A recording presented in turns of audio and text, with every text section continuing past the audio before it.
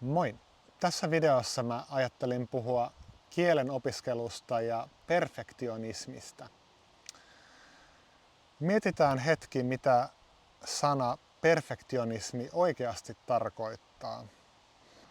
Jotkut kutsuu perfektionismiksi sitä, että ei uskalla yrittää, koska haluaa olla täydellinen ihminen tai haluaa näyttää täydelliseltä ihmiseltä. Siinä tapauksessa perfektionismi on vain hieno tapa ilmaista näitä ajatuksia. Mua pelottaa. Mä pelkään, että ihmiset ei kunnioita mua. Mä pelkään, että mä olen tyhmä tai että mä näytän tyhmältä. Mä pelkään, että mä en ole ehkä hyvä kielissä. Mulla on muuten itselläkin ollut näitä ajatuksia silloin tällöin, niin mä en pilkkaa tässä ketään.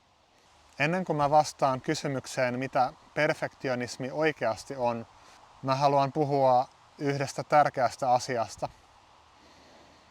Mä mainitsin äsken ihmisen identiteettiin liittyviä asioita, että on hyvä tai huono kielissä, että on tyhmä. On tärkeää olla todella varovainen sen kanssa, että miten määrittelee itsensä. On tärkeää pohtia kunnolla, minkälainen identiteetti sulla on. Mä olen varma, että on paljon ihmisiä, jotka on lahjakkaita kielissä, mutta he eivät tiedä sitä, koska he hypnotisoi itseään jatkuvasti sanomalla, mä olen huono kielissä, mä olen huono kielissä. Niin, että ei tavallaan anna itselle ja omille aivoille mahdollisuutta oppia. Joillekin lahjakkaille lapsille joku aikuinen on sanonut, että no joo, mä huomaan, että sä olet huono kielissä, mutta ei se mitään, sä olet hyvä keittiössä tai jotain semmoista. Ja ihminen uskoo siihen vielä 30 vuotta myöhemmin. Jotkut lahjakkaat lapset on ollut luokkahuoneissa, joissa opetettiin vanhanaikaisesti ja tylsästi kieltä. Esimerkiksi niin, että 80% opetuksesta on kielioppia.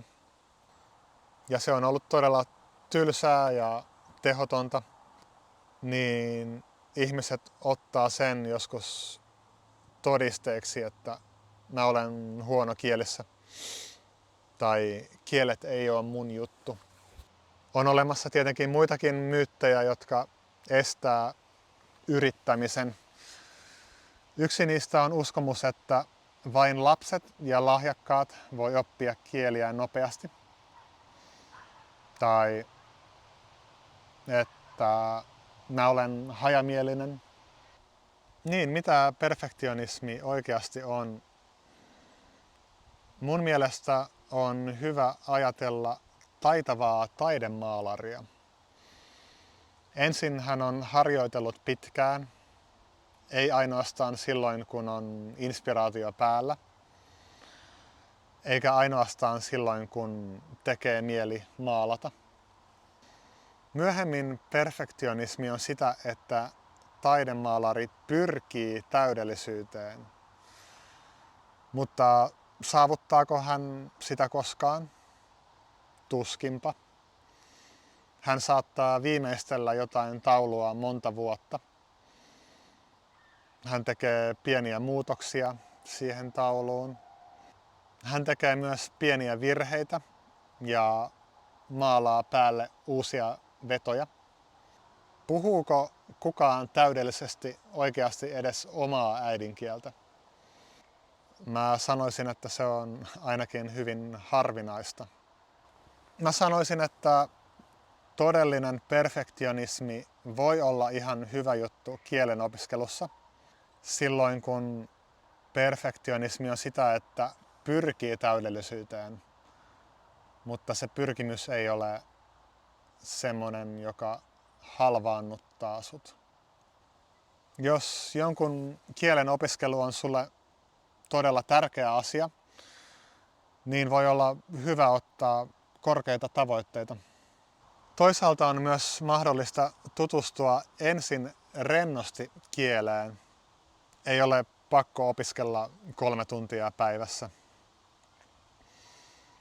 Myöhemmin voi päättää, kuinka syvälle oikeasti haluaa mennä siihen kieleen.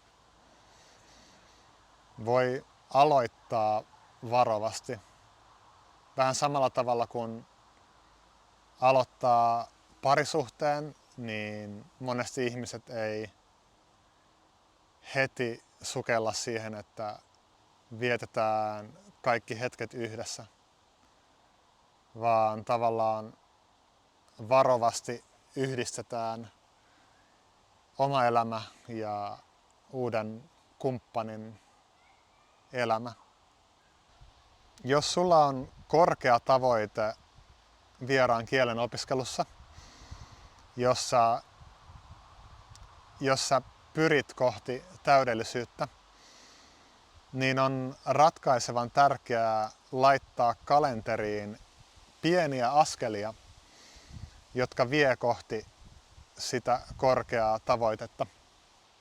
Tässä on pari tärkeää kysymystä, jotka auttaa järjestämään niitä pieniä askelia sun kalenteriin. Kuinka monta minuuttia sä kuuntelet tätä vierasta kieltä joka päivä? Monestakin syystä voi olla parempi, että se on aluksi vain muutama minuuttia päivässä. Ja toinen kysymys, kuinka monta kertaa viikossa sä puhut sitä kieltä, jota sä olet oppimassa? Mä sanoisin, että alkuvaiheessa opintoja ei ole pakko harjoitella joka viikko. Voi olla parempi ensin rakentaa sanavarastoa,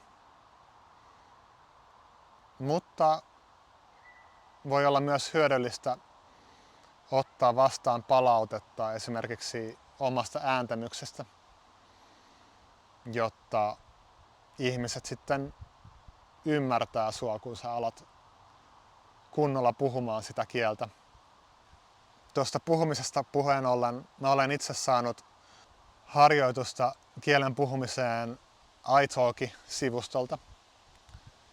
Sieltä voi etsiä opettajia ja halvempia tutoreita, joiden kanssa voi ottaa videopuheluita kahdestaan. italkissa on aika paljon kilpailua, joten hinnat on yleensä aika kohtuullisia. Kun tietää, että on parin päivän päästä tulossa videopuhelu, niin se antaa intoa opiskeluun myös, koska haluaa, että on jotain sanottavaa tietenkin.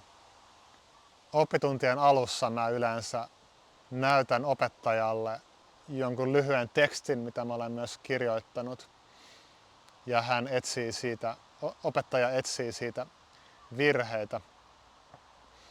Sillä tavalla mä kehitän ehkä vähän laajemmin myös mun sanastoa, niin että me ei vain puhuta siitä, että mitä mä olen tehnyt viikonloppuna ja mun harrastuksista ja mun matkoista.